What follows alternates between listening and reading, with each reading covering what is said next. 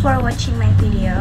Let me introduce myself. My name is Khoirrotun Nisya Sumarno and my study number is 44251100.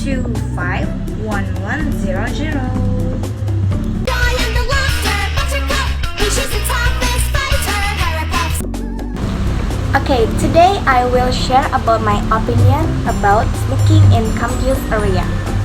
Smoking on college campuses is essentially a conflict between individual liberty and collective health. In my opinion, university grounds should be entirely smoke-free, prioritizing the well-being of the entire community. The primary pro for allowing smoking centers on personal freedom, the right of an adult to consume a legal product. Additionally, some students cite smoking as a necessary stress relief mechanism during intense academic periods. Opponents often propose designated smoking zone as a fair compromise. However, the cons are overwhelming.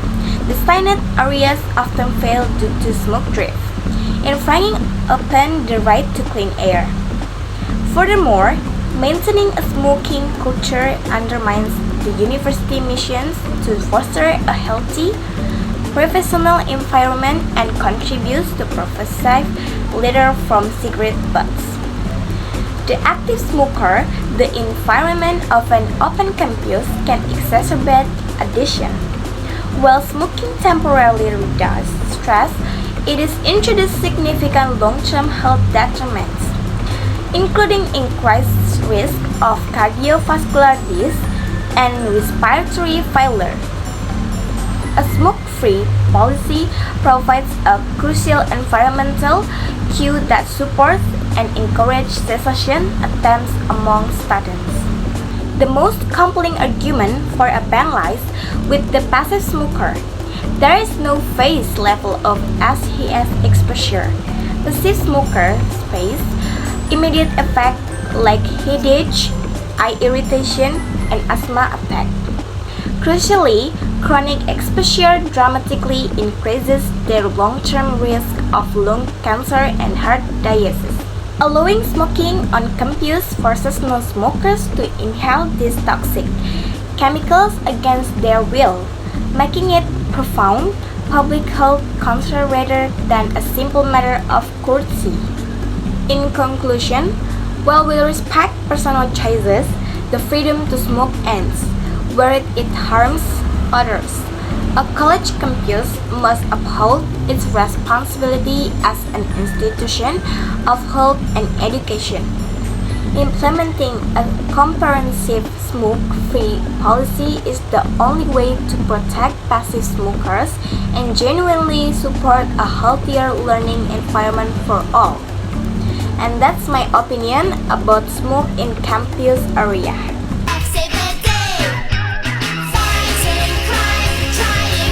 Okay, we are going to dive into one of the most fundamental and frequently used grammar structures in English, the present continuous tense, also commonly known as the present progressive. Let's get started. Okay. First, let's define what is this tense is and what is used for.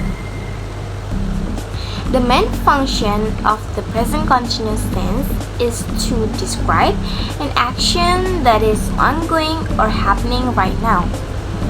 At the very moment we are speaking. For example, I am speaking to you and you are listening to this presentation. It also emphasizes the temporary nature of the action. This means the action started recently and will finish soon. It's not a permanent state. Finally, look out for key time expression like now, at the moment, and right now. There are strong indicators that the present continuous tense is likely needed. Okay, next. Sentence structure.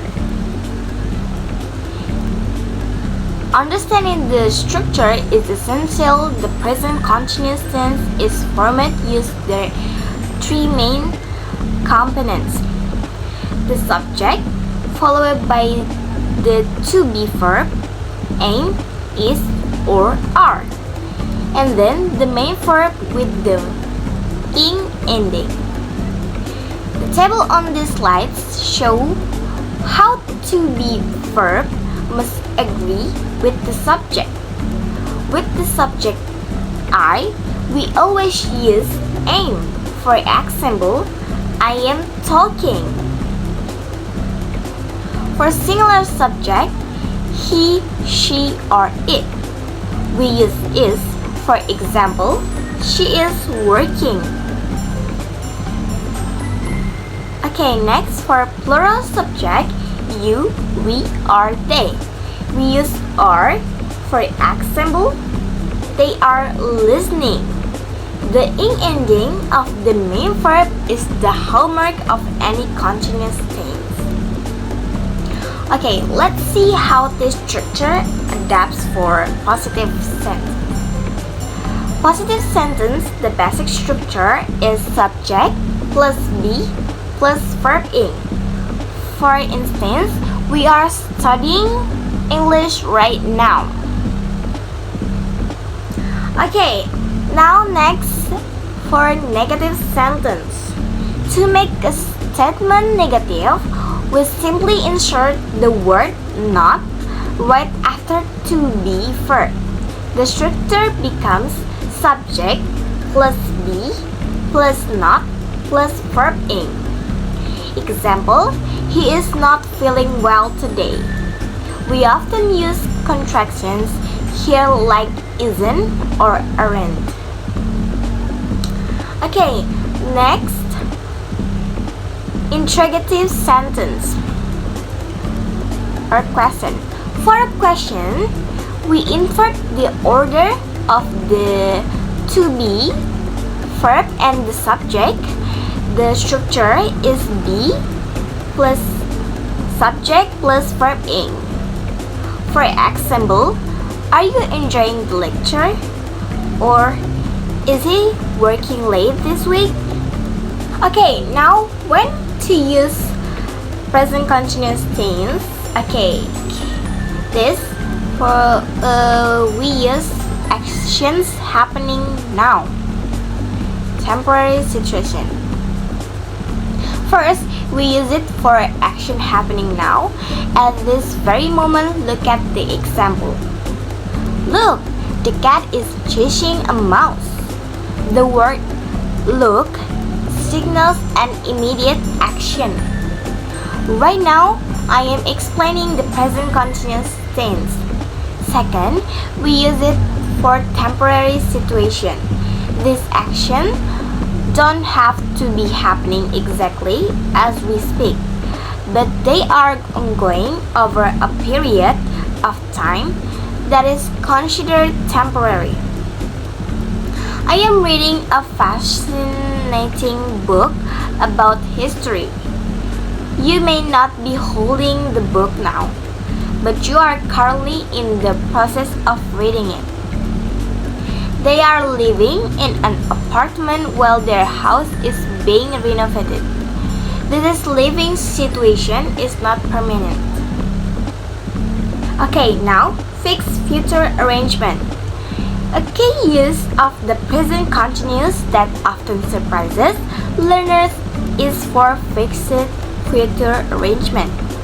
We use this tense to talk about plans that are defined, scheduled, or have been arranged, usually involving other people or reserved tickets. We are meeting the client at 3 p.m. tomorrow. This meeting is confirmed on the schedule. I am flying to London next Tuesday. This implies the ticket has been purchased and the plane is set.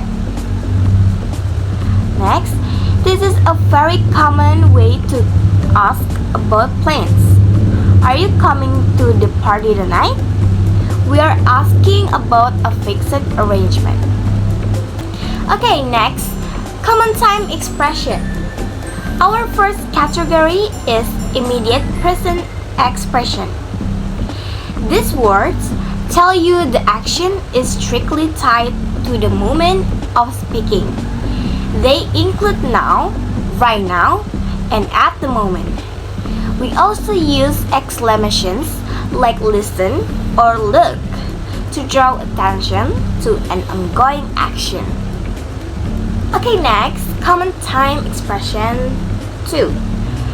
The second category of expression covers things happening around now. These phrases support the idea of a temporary situation currently in progress, but not necessarily at this precise second. These include words like currently and these days, or border time periods such as this week, this month, or this semester. For example, I am working on major project this week. Okay, the next is spelling rule 1. General rule. Now let's look at the critical spelling rule for adding ing to the main verb. Rule number 1 is the general rule. For most verbs, we simply add ing to the end of the base verb. Read becomes reading, work becomes working, watch becomes watching. Pretty straightforward. Spelling rule 2. Verbs ending in a. Rule number 2 deals with verbs that end in a silent e. When a verb ends in e, you must drop the e before you add ing. Example: make becomes making, write becomes writing, drive becomes driving. Don't forget to drop that e, okay? Okay, the next is CFC rule. The final rule is the CFC rule, which stands for consonant, vowel, consonant. This rule applies to short verbs, usually one syllable, that follow this pattern. If the last 3 letters are consonant, vowel, consonant, you double the final consonant before adding ing. Example: run, R-U-N, becomes running. Sit, S-I-T, becomes sitting. And swim, S-W-I-M, becomes swimming. This is vital for correct spelling. Okay, important non-continuous. This is a crucial and often tricky point.